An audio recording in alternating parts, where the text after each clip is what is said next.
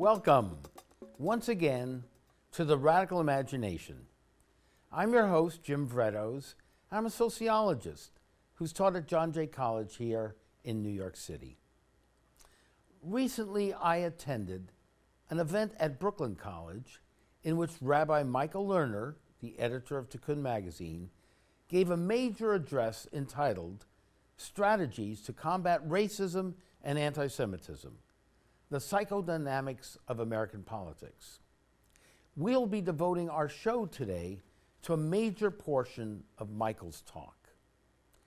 Michael has been in the vanguard of the spiritual progressive world for decades, and along with the likes of academic and faith activists Jim Wallis, Cornel West, David Kim, Michelle Alexander, James Gilligan, Reverends William Barber, James Forbes, Blackman, C.R. Harris, Sekou, and others, he has developed a voice that goes beyond left-right political dichotomies and helps progressives overcome their fear of spirituality. It's a vision of Tikkun Olam, healing the world, that directly challenges our moral values that have been corrupted by the greed of the market and the ambitions of empire. He calls for a return to the true fundamentals of life, a compassion of caring, connection, and community that goes beyond self-interest, a commitment to justice for everybody. Cornel West has referred to Michael as the most significant prophetic public intellectual and spiritual leader of our generation. When Reverend Barber talks about who will stand in the breach and help lead a moral revolution of values in the country, Michael has been and continues to be one of those answering the call. The Radical Imagination show owes much to Michael as well. He and I did a radio show called The Rebbe, The Radical, and The Rev, which in many ways was an inspiration for the show you're now watching. It shouldn't be very hard for our audience to figure out which roles we played on that show. Now here's Michael Lerner at Brooklyn College in his most recent talk about racism, anti-Semitism, and the psychodynamics of American politics. I'm very honored to be here with you today. I want to start by saying you can't understand what's going on right now in American politics or in global politics without understanding a struggle that has been going on for the past 10,000 years in human history. And it's a struggle about the nature of what it is to be a human being.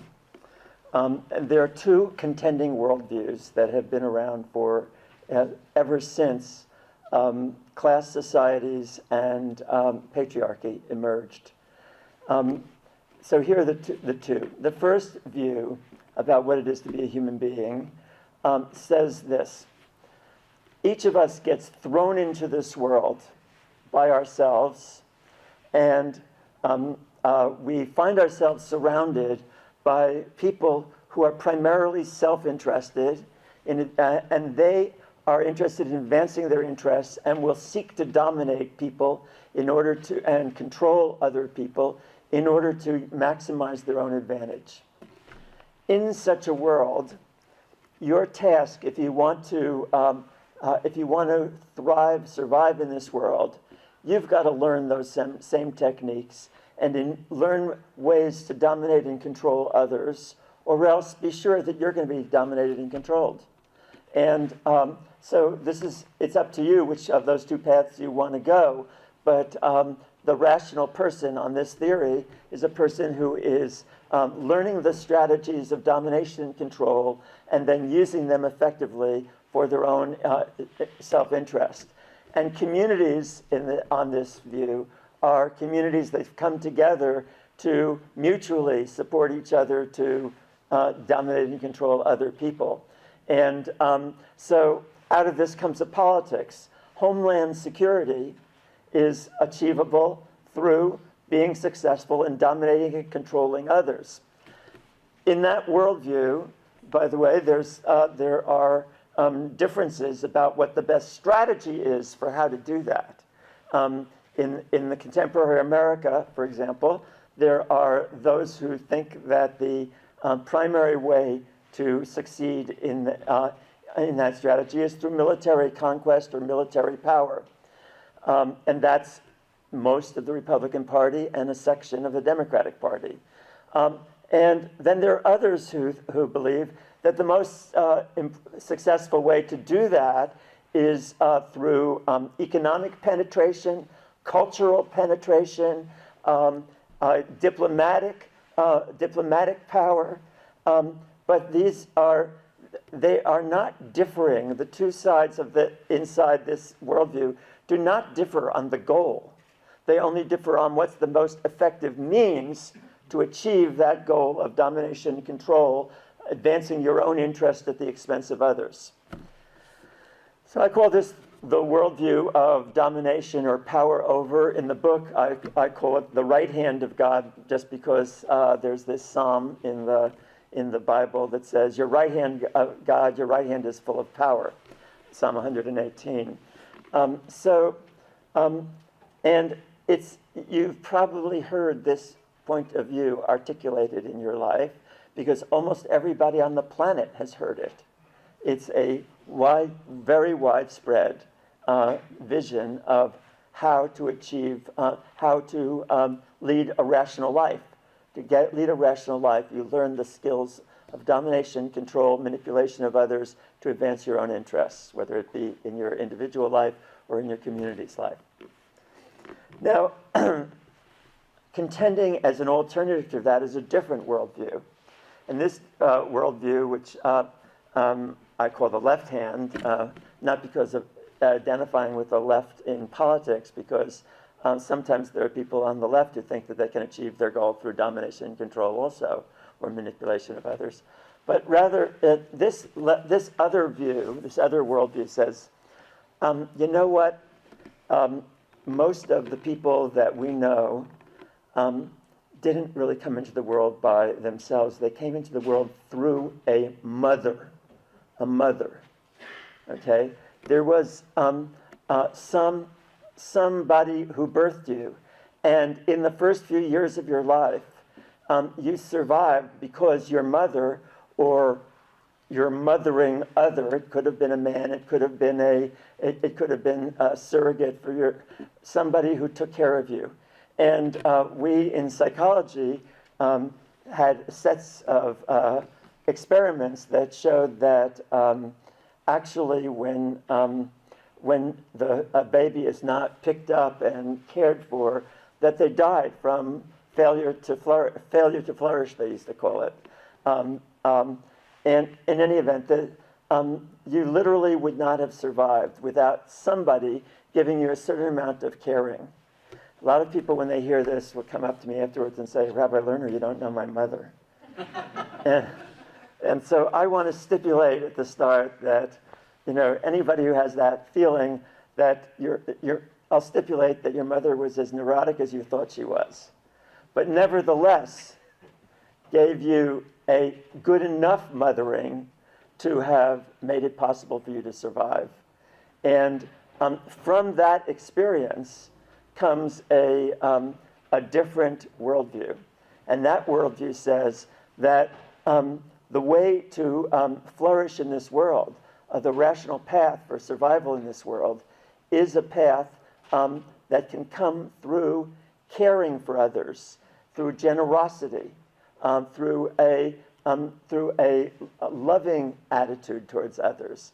So, and that alternative worldview gave birth to a whole variety of religious traditions that had this as a part of its message to the world, that the world could be made safe if there was more love, if there was more caring, if there was more generosity. Now, in the struggles between these two worldviews over the course of the past 10,000 years, very often the power over worldview, since it was using force and violence, was able to make its case more effectively, let's say, or at least to win over many, many people, including many people in religious traditions, so that I know of no religious tradition, I could be wrong though, and maybe you'll tell me about it later. Actually, I'll take it back because I know Baha'i and whatever. But most religious traditions have both voices in it. So, so that there really is no one religious tradition that is purely the left hand of God perspective, of the perspective of love, generosity, and caring, because over and over again, people have gotten despairing over that view and have been won over to the power overview, even inside of religions that ostensibly support the love and caring perspective, but actually many of its leaders, its priests, its rabbis, its ministers, it's whatever you call them, who are in different religions, who are the leaders, end up, many of them siding with the right-hand world, the view of domination as a central part of their message. In any event, these two views are in constant struggle with each other, and the struggle is going on not just on some intellectual level, but inside almost every human being on the planet. Because almost every one of us has both voices in our head. Both voices are there. And we are someplace at any given moment on a continuum between the voice of domination and the voice of love and generosity. Where we are at any given moment is partly a product of, well, how much loving did you get in that childhood? How quickly were you introduced into the world of domination? How much in your schooling was the world of domination given more credit than the world of love and caring? So most people have heard both of these worldviews. And one of the factors in where you are in the continuum at any given moment is how much loving you got as a child.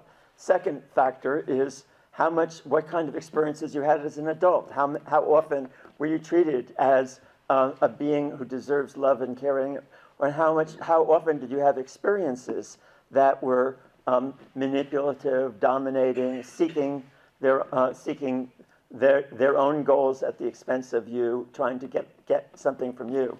We're walking over here, and one of the women walking over here was saying, there isn't a woman on the planet, or certainly not in the United States, who hasn't experienced endless times what we're seeing with the show in Hollywood right now, of exploitation, of domination, of manipulation, of being touched without wanting to be touched, and so forth.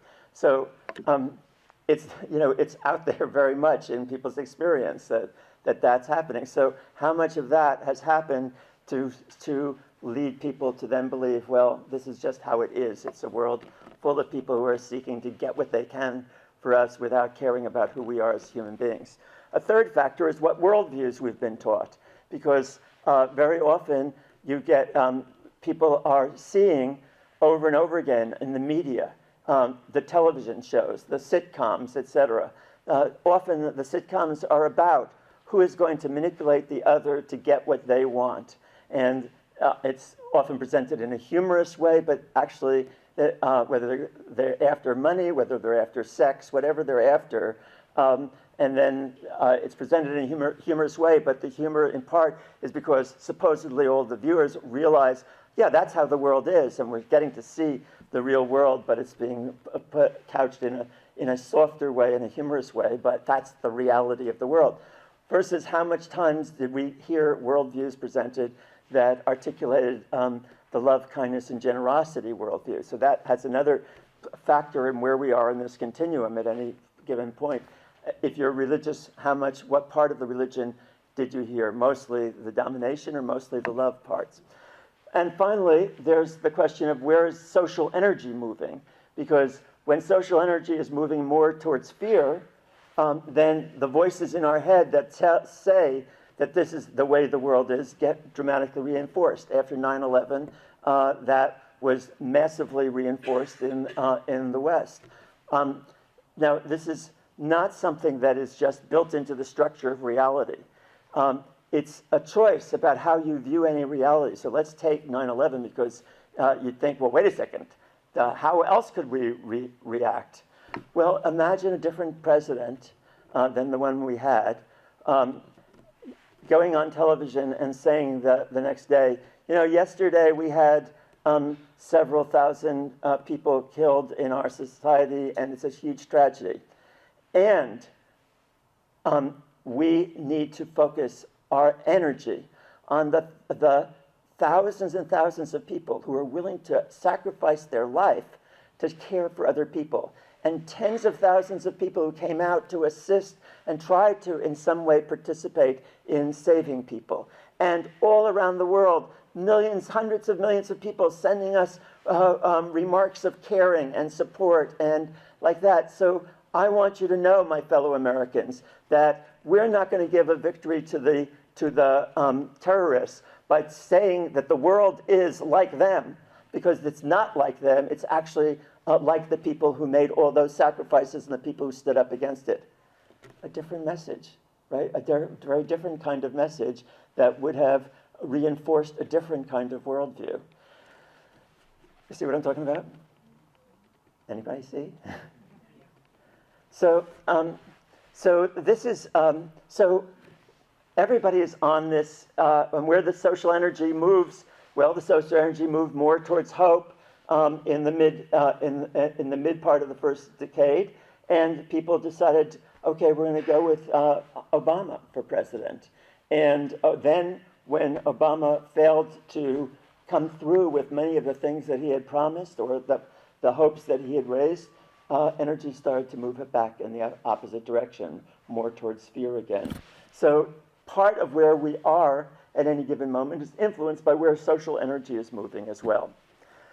So this is one factor that you have to take into account whenever you're thinking about politics. Whenever you hear anybody give a talk, any college professor giving a lecture, any television show you see, any movie you see, any novel you read, any novelistic movie or a sitcom or whatever, always ask yourself, will this professor, will this talk, will this movie, will this book does it move people more towards fear or more towards hope?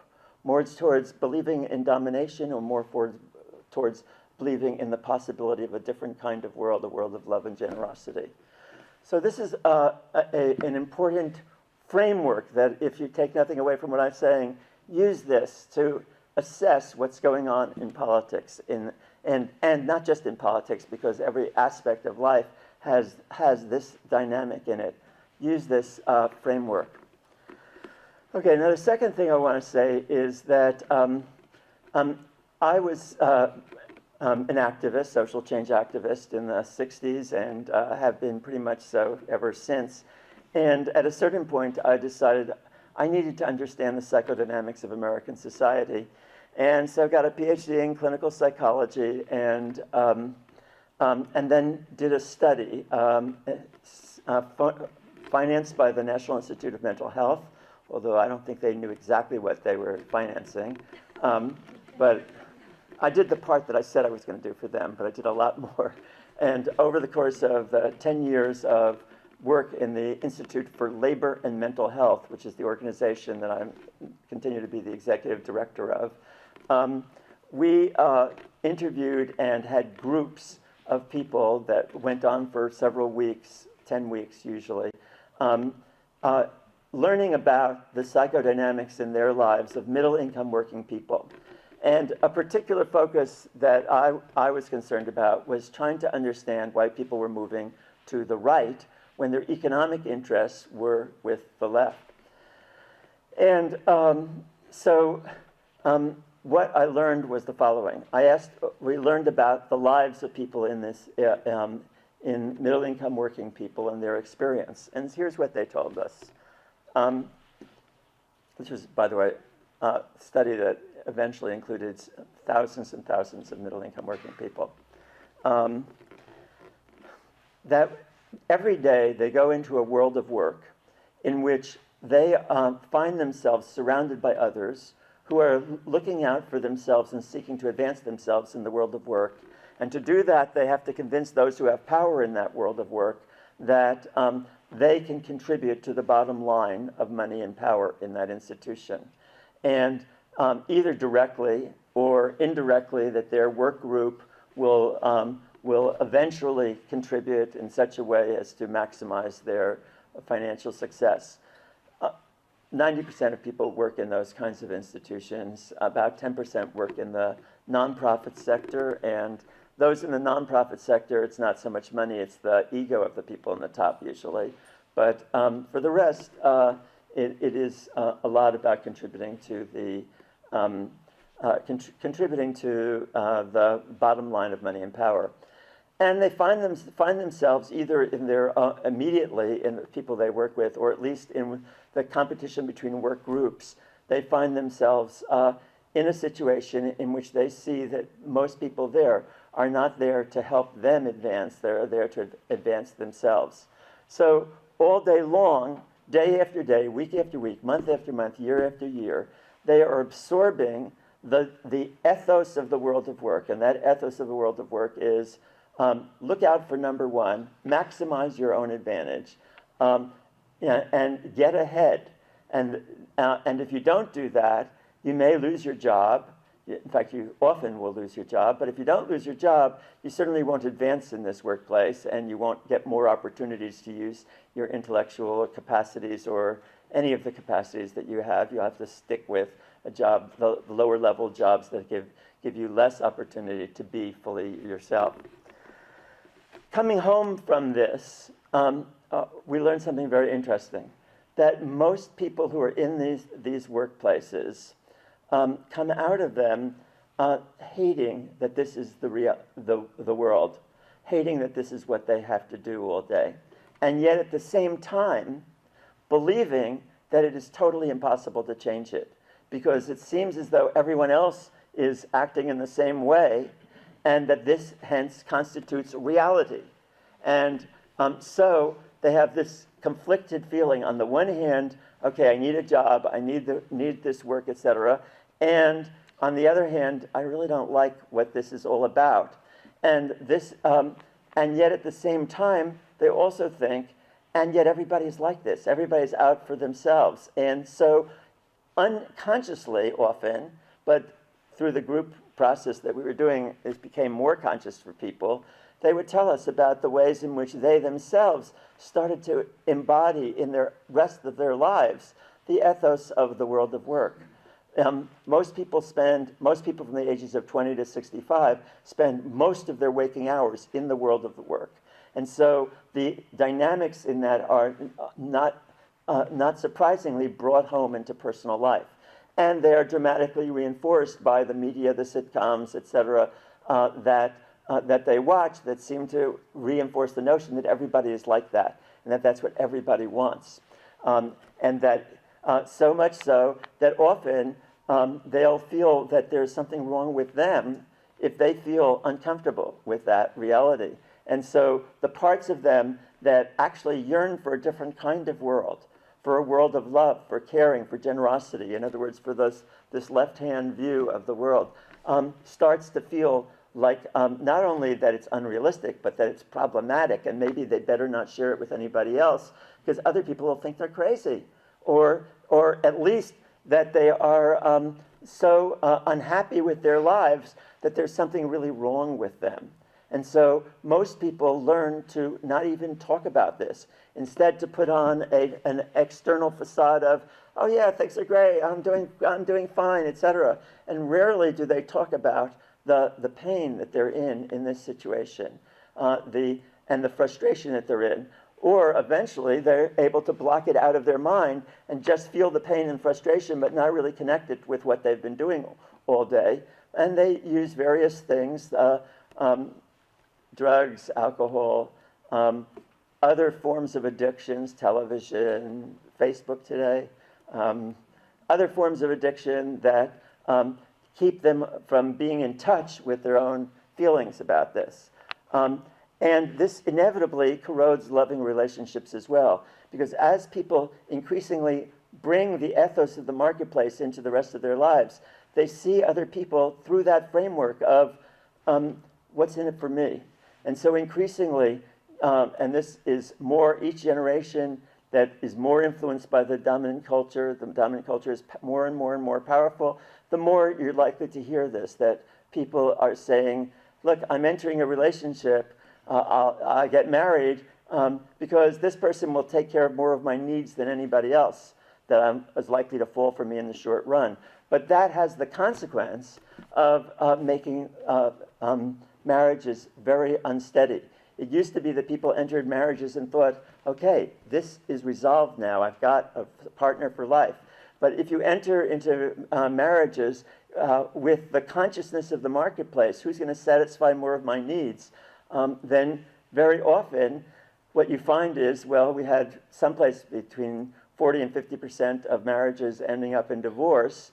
And most people, even those that don't end in divorce, feel very insecure even in their marriages. Why? Because they can't be sure that at some point their partner wouldn't find somebody else whom they believe, rightly or wrongly, would satisfy more of their needs. And if that such person exists, then it's the rational thing to do. If you're a rational maximizer of self-interest, which is what you're supposed to be doing, what you should have learned all day in the world of work, if you're a rational maximizer of self-interest, you leave that relationship for another one.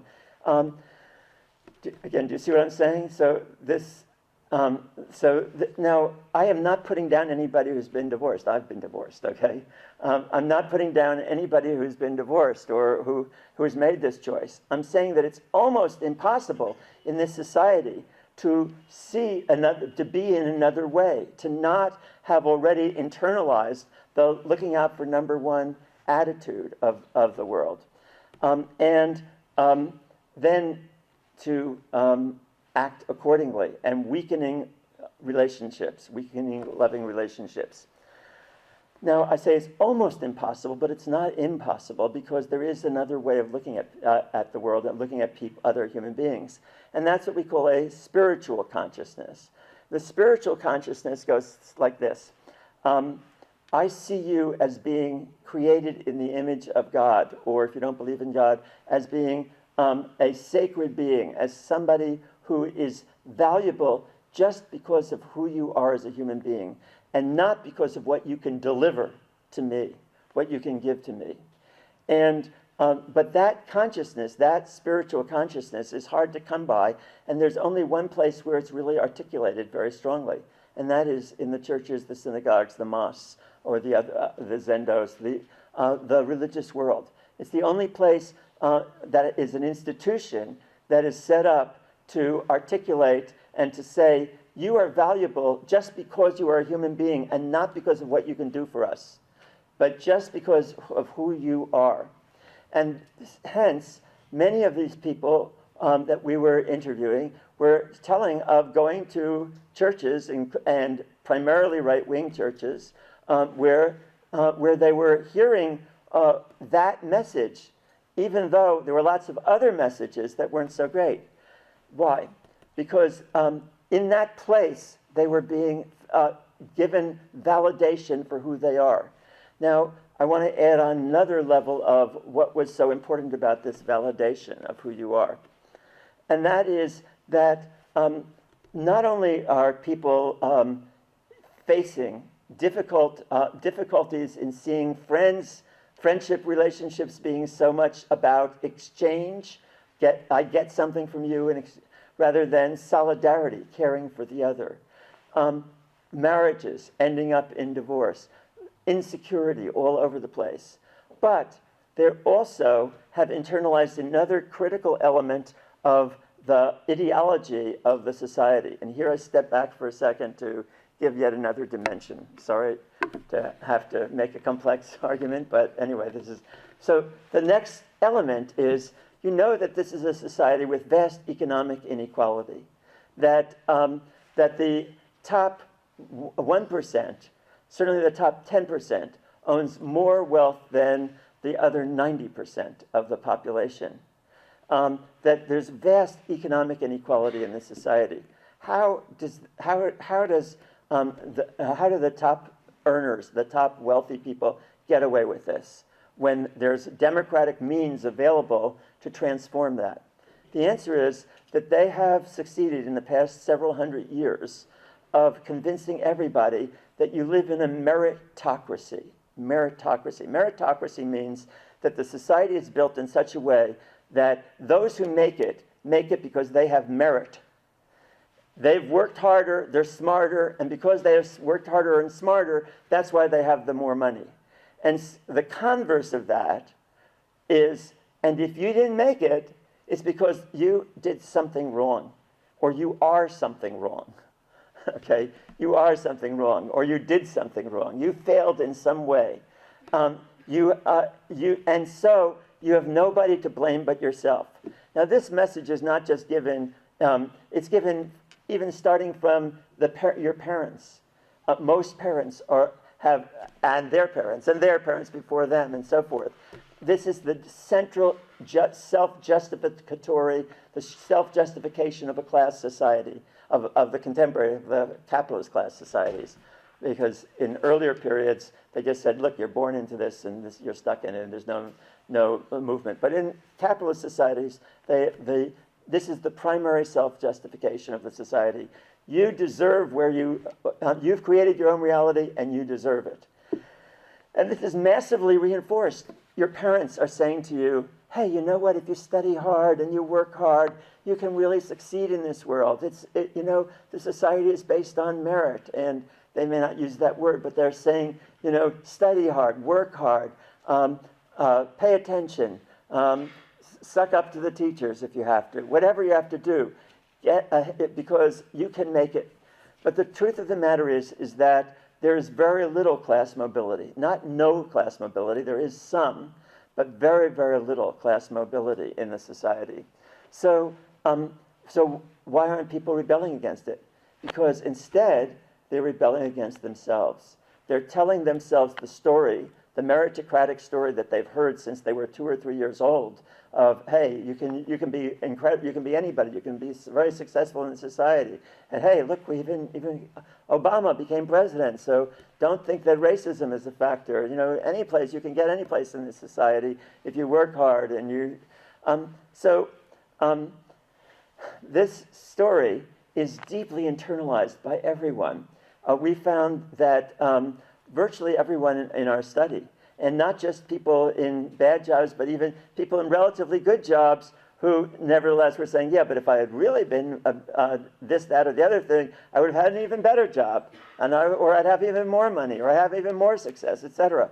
The self-blaming is so deep in the consciousness, and it's reinforced by various forms of pop spirituality and pop psychology, which say to you, hey, you make your own reality. Well, if you make your own reality, the flip side of that is, then if your reality isn't so good, you've got nobody to blame but yourself. In other words, it eliminates any sense of what the actual restraints are that you're facing and the actual forms of social organization that keep you in your place. So when people are in the situation where they're frustrated and unhappy, they often feel terrible and blame themselves. Now here comes the right wing, and this is the terrible part of the story that's very complicated to get. The right wing comes forward and says, you are not to blame. You are not to blame for the pain in your life. And the reason you're not to blame is, and then they fill in whoever are the demeaned others of the society in whatever society you're in. In Western societies, in Europe, it was the Jews who were primarily to be blamed. They had introduced selfishness and materialism. They're the ones who are looking out just for themselves. If you find yourself surrounded by selfishness, materialism, and you're feeling like nobody really cares about you, blame the Jews. In the United States, well, it started out with Native Americans and African Americans, and particularly African Americans, it has persisted over hundreds of years of saying they're the ones to blame.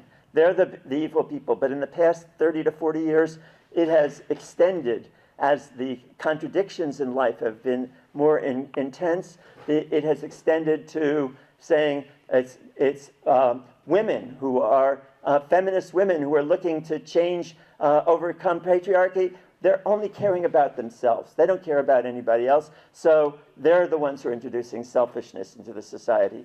Or gays and lesbians. Now, why gays and lesbians? Well, they're not raising the next generation. By the way, not true. Many gays and lesbians are raising the next generation. But anyway, they're saying because they're not raising the next generation, so they're just looking out for themselves. Then added on in the last 10, 15 years, it's been Muslims coming to this country. And it has been undocumented workers or refugees of various sorts.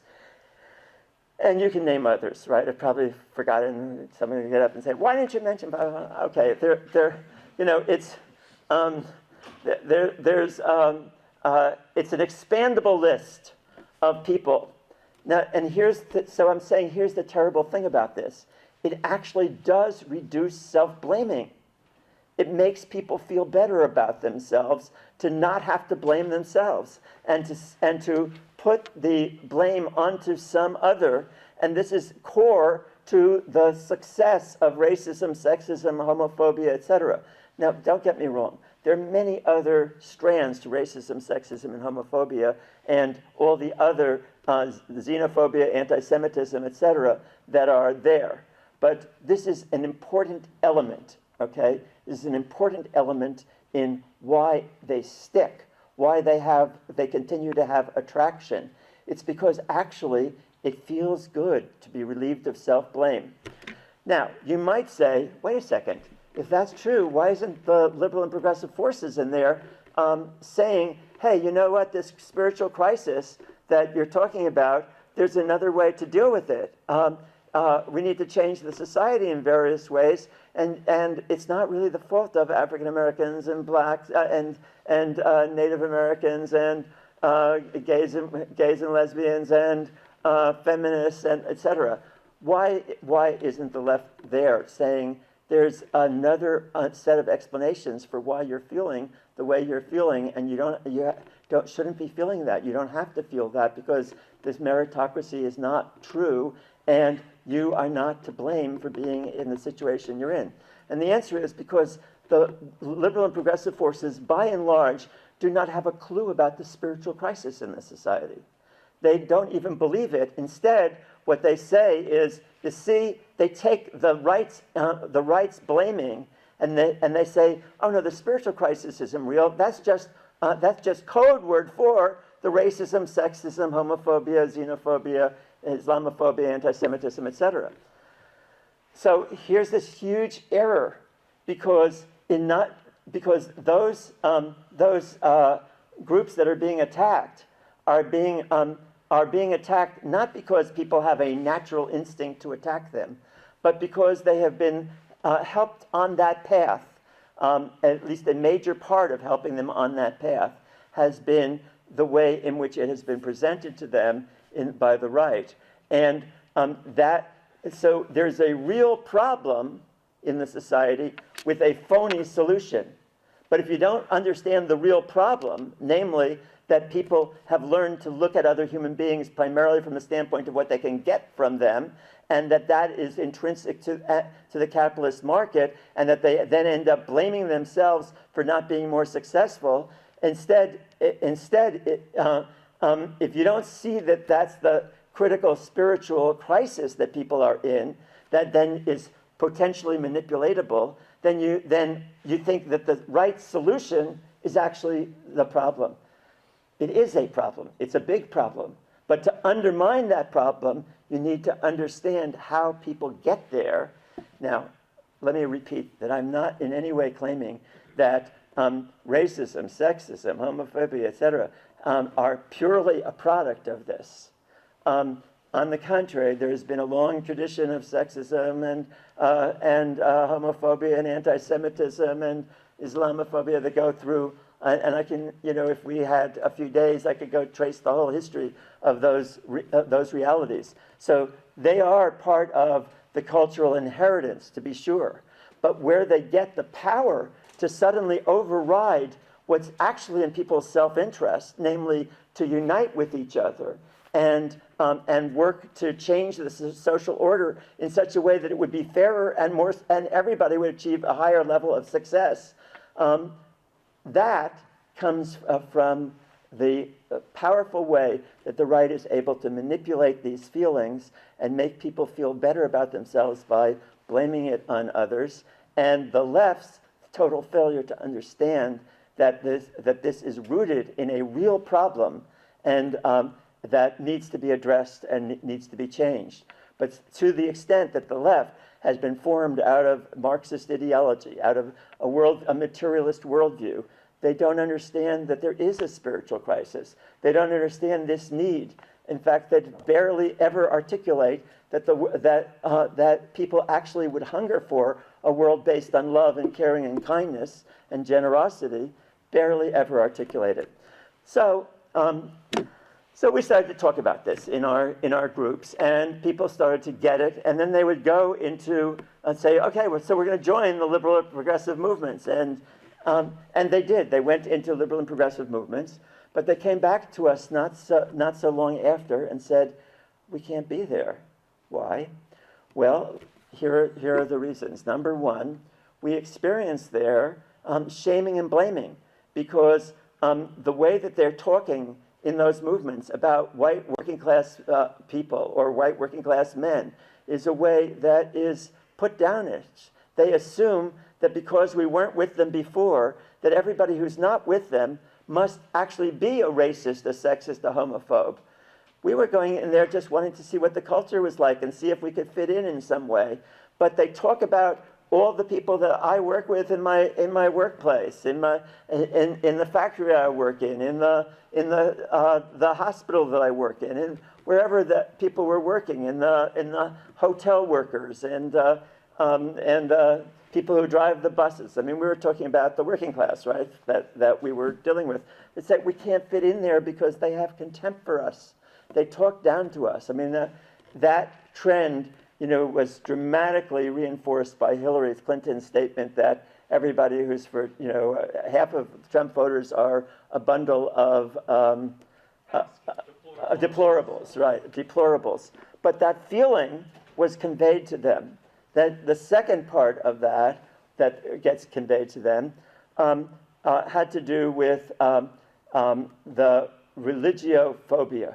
Because it turns out that in much of the liberal and progressive world, the message that they got, and they were telling us to us, that they got when they were there was that if you're into religion, and saying many of these people, 60% of Americans still say that they go to church once a month. Now, I don't know if that's true that they actually go to church once a month, but I do know that that 60% still feel that they want to say that.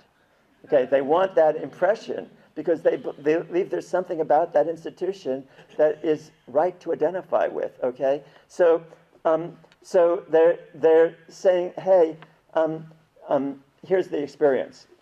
I go there and they tell me, they give me the message that they want me to be in their demonstrations. They want me to vote for their candidates, but basically they think that anybody who is religious or spiritual must be on a lower level of intellectual or psychological development. On psychological development, maybe they're religious because they need a father figure. It never worked out for them as a kid, so that's why they're into religion. Or on the intellectual level, well, they just aren't that smart. They're pretty stupid to believe this ridiculous stuff. But if you hang out with us long enough, you'll evolve to our higher level, and where you don't believe in any of that religious crap, and you've overcome your psychological defects, and you'll be with us, and you're welcome because we want you to evolve to our level. So this elitist message is one that makes people feel, no, I can't be there.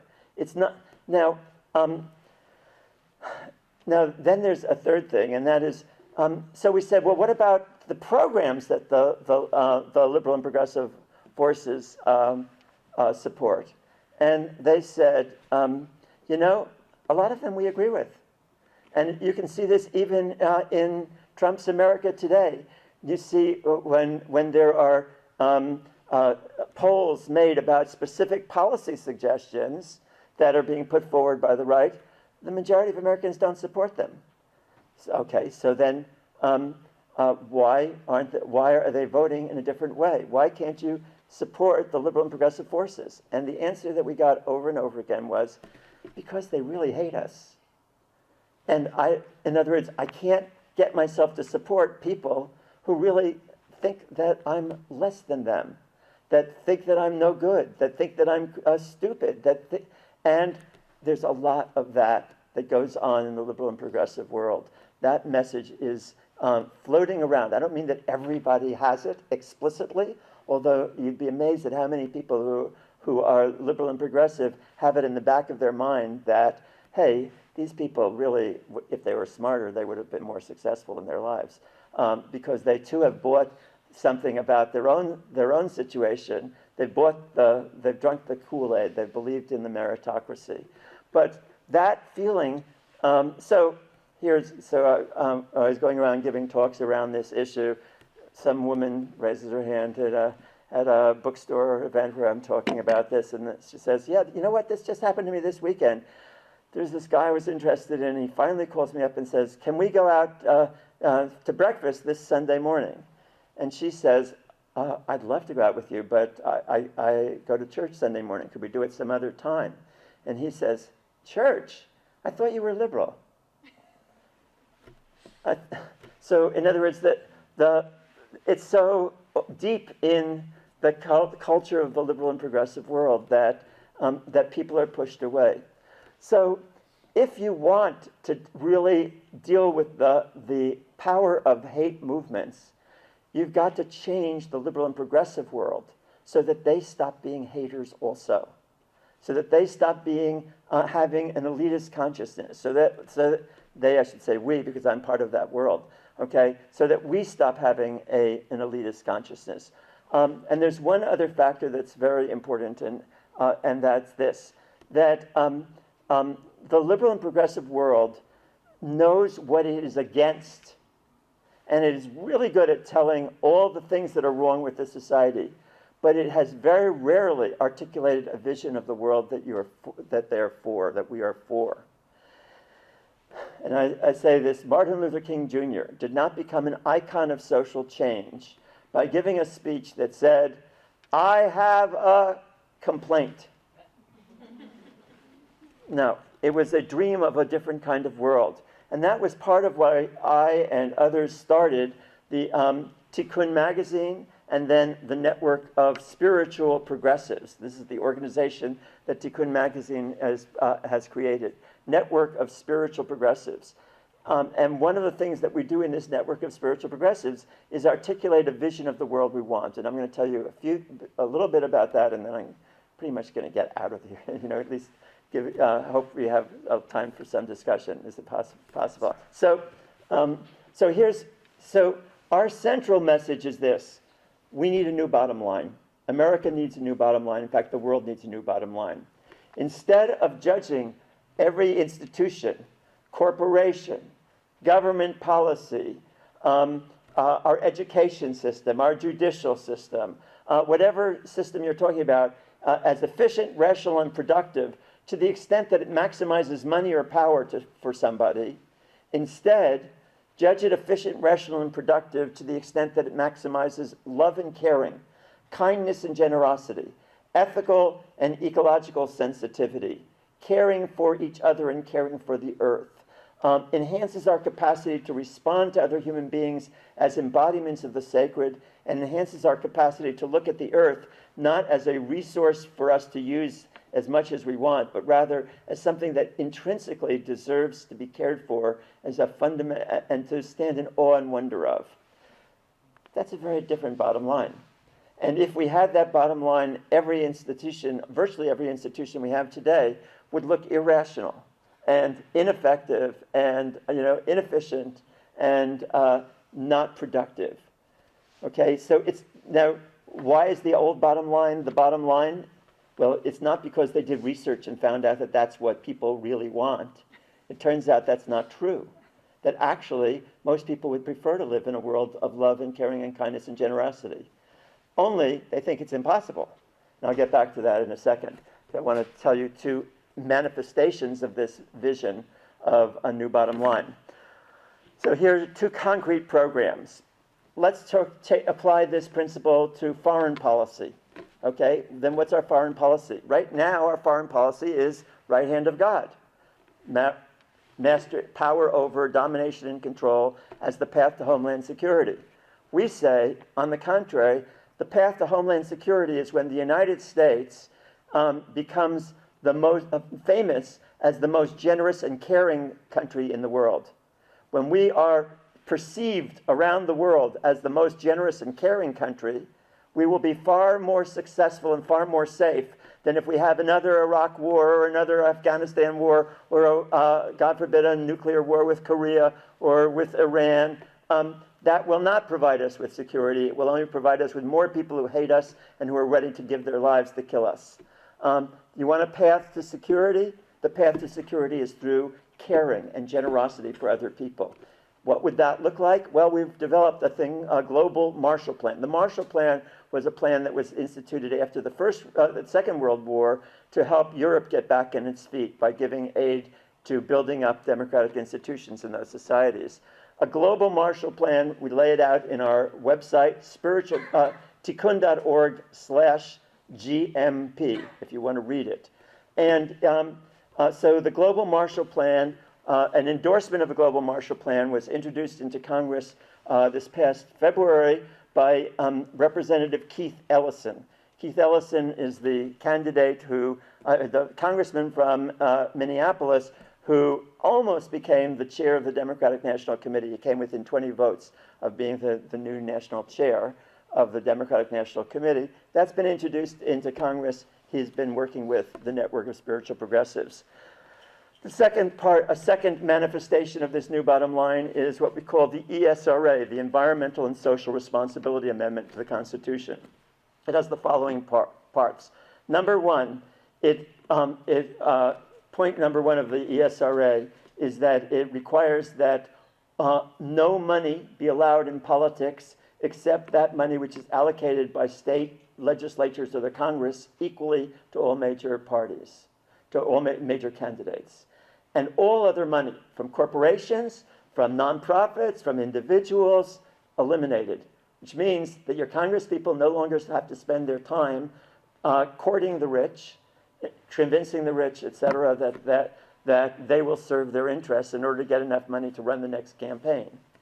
The second part of the environmental and social responsibility is this. It's based on the following understanding.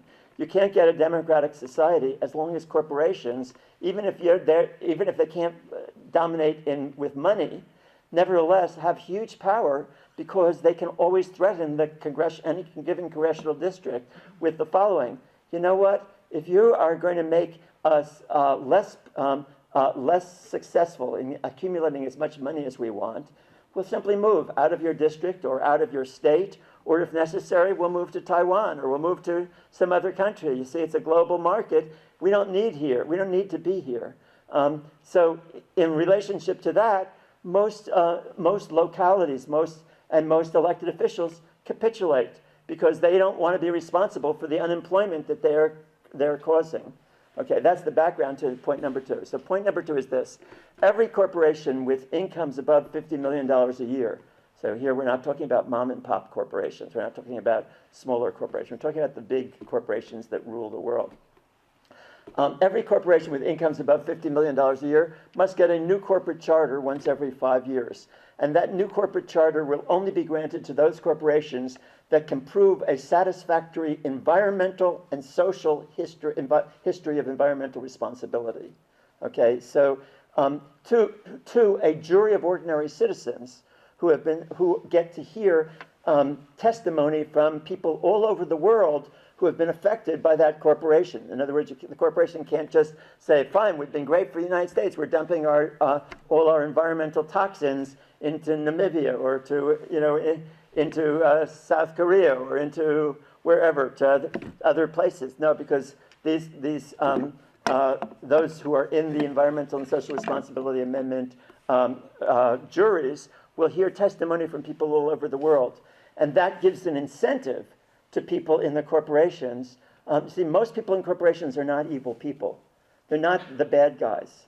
Mostly, they're in a system in which they have a responsibility to their investors to maximize their investment. So what we're saying to them is, fine, you can't maximize you can't fulfill your responsibility to your investors if you aren't environmentally and socially responsible in such a clear way that you can convince a jury that you've been that in the past 5 years.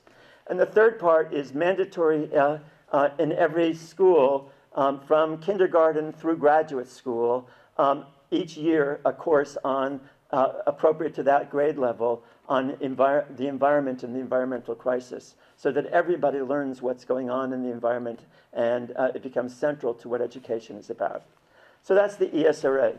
Okay, so here you've heard it, the new bottom line, global Marshall Plan, ESRA, and of course the response that you're likely to have is this guy serious?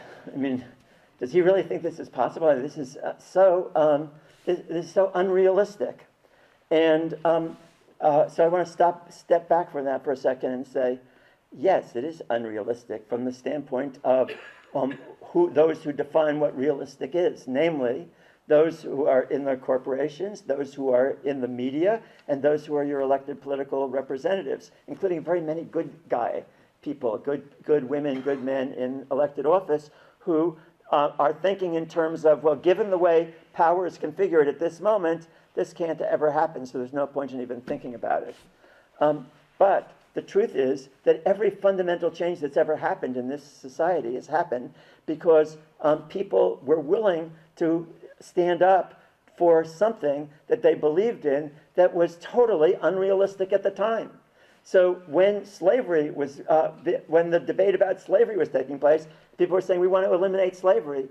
It was very unrealistic for those people who were in the anti-slavery movement for the first 20 or 30 years. Everybody around them was saying, you're crazy, it'll never happen.